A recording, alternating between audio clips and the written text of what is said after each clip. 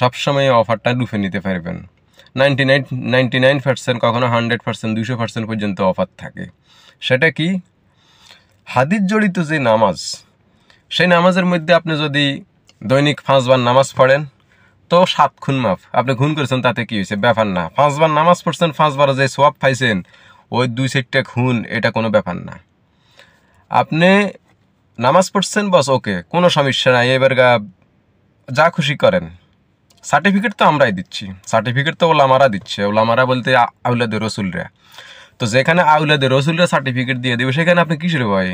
আউলাদে রসুল মানিয়ে তো নবীর অবর্তমানে তারা রসুল, তারা অবর্তমানে নবীর অবর্তমানে তারা নবী।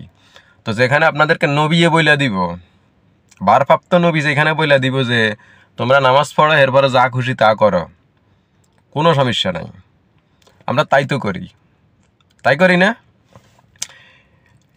কিছুক্ষণ আমরা ওয়াজ শুনি, দিনের কথা শুনি, আর কিছুক্ষণ পরে একজনের